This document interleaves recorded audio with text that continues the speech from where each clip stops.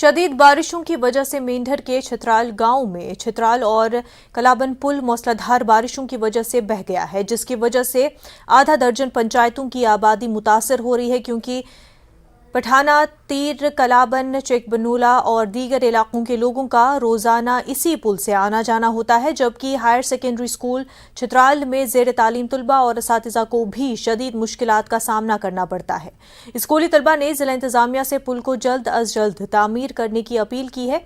SDM Mendhar ने पुल का काम जल्द शुरू करने की यकीन दहानी कराई है।